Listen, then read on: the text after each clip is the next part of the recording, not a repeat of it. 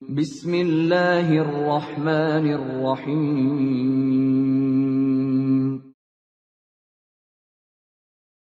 Satu lagi kisah di Al-Quran tentang Wallace kayak gini. Coba buka Ali Imran ayat 173. Bismillahirrahmanirrahim. Alladzina qala lahumun nasu innan nasa qad jama'u lakum فاخشوهم فزادهم إيمانا وقالوا حسبنا الله ونعم الوكيل فانقلبوا بنعمة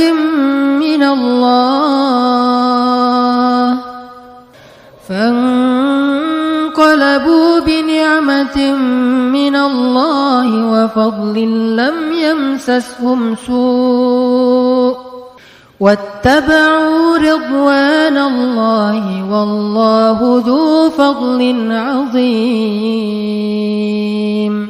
Orang-orang yang ketika dikatakan kepada mereka, sesungguhnya musuh-musuh telah berkumpul untuk menyerang kalian, maka takutlah kalian.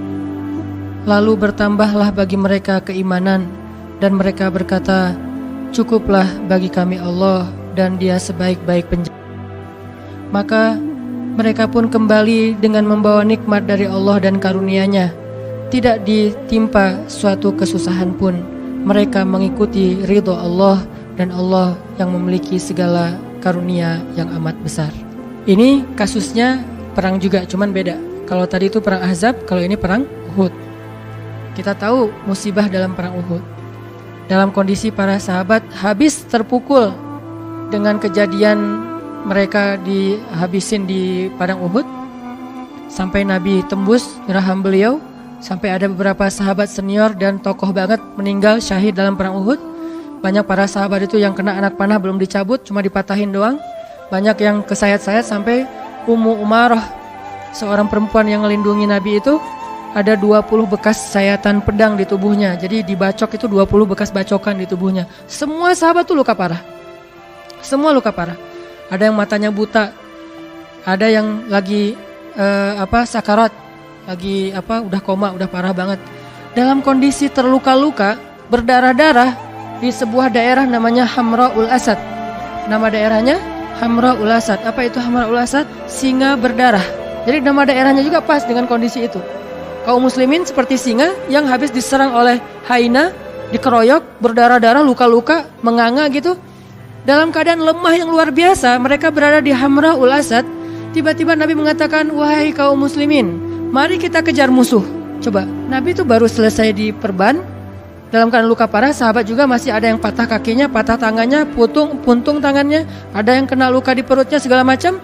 Kata Nabi, mari kita kejar musuh. Jangan sampai membiarkan mereka ngerasa euforia udah dapat kemenangan. Sahabat dalam kondisi kayak gitu tuh gak beralasan, ya Rasul, lain kali aja deh, masih banyak hari-hari yang lain, kita pulihkan dulu. Enggak. Rasul juga sakit. Kita mah kasihan sama Rasul sih sebetulnya. Enggak, modus ya. Nah, hashtag modusnya cuma ada di kita. Di zaman mereka tuh gak ada modus-modusan. Karena modus pasti masuknya golongan munafikun di zaman itu. Langsung berdiri semuanya. Gak sanggup berdiri karena kakinya patah, dia duduk. Gak sanggup berjalan, dia merangkak. Akhirnya pada jalan, ngejar dalam kondisi luka-luka parah. Ini kayak singa mau balas musuhnya, lagi berdarah-darah. Hamra'ul Asad, singa berdarah merah. Akhirnya dalam kondisi sedang semangat-semangatnya, tiba-tiba orang munafik datang lagi nih. Selalu kayak gitu. Mereka selalu bikin masalah ketika kaum muslimin lagi ada masalah, dipersulit sama mereka. Kata mereka, innan nas qad jama'u lakum fakhshawhum. Musuh itu sekarang jama'u, lebih kuat lagi, ditambah lagi pasukannya, datang yang baru-baru lagi, lebih kuat daripada yang kemarin. Kemarin aja kalian udah hampir kalah, apalagi yang ini. Fakhshawhum, udah gak usah cari masalah, pulang aja, kata orang munafik. Apa kata kaum muslimin? Hasbunallah wa ni'mal wakil. Cukup buat kami Allah. Kalau mereka punya banyak pasukan, kalau kami punya Allah. Mereka punya rencana jahat, kami punya yang maha merencanakan alam semesta. Mereka punya senjata canggih, kami punya doa. Hasbunallah wa ni'mal wakil. Cukup buat kami Allah sebaik-baik penjaga. Makin nambah yakinnya sama Allah. Ini luar biasa. Jalan lagi makin gagah gitu jalannya. Ketika musuh melihat mereka dari kejauhan makin gagah, walaupun terluka-luka parah, tapi kayaknya ini lebih motivasinya lebih kuat daripada yang pertama. Musuh gentar, akhirnya musuh lari. Bisa dibilang perang Uhud itu 2-1 menang, cuman kebobolan. Yang lain menangnya telak, kalau ini kebobolan tadi sedikit. Buktinya apa? Musuh lari, nggak berani lagi berhadapan kaum muslimin ketika adegan kedua, karena ngelihat wajah-wajah kaum muslimin itu udah siap mati semua. Kalau tadi kan belum terlalu siap nih, ngelihat banyak harta rampasan perang. Kalau sekarang emang datang buat mati, bukan buat hidup, bukan buat kembali dalam keadaan selamat. Pengen mati aja udah. Namanya juga dalam peperangan ini pakainya logika prajurit ya, jangan pakai logika sipil. Ngapain sih gitu-gitu amat, namanya peperangan. Dan di situ ada heroisme gitu. Kita kalau nonton film Hollywood tentang gitu-gitu kan selalu respect. Kenapa ke para sahabat nggak respect? Kan sama aja logikanya, logika perang. Siapa yang paling pemberani berarti keren di situ teh. Akhirnya musuh lari, pulanglah mereka. Fanqalabu bi ni'matin minallah, pulang dengan membawa nikmat dari Allah, harta rampasan perang, wa fadlin, dan anugerah dari Allah berupa pahala, ridho dari Allah. Lam yamsashum su, tidak ada satupun luka yang menggores di tubuh mereka, dan Allah ya yang memiliki segala kebaikan. Kenapa bisa endingnya tuh hebat, menang, berhasil? Karena mereka bilang hasbunallah.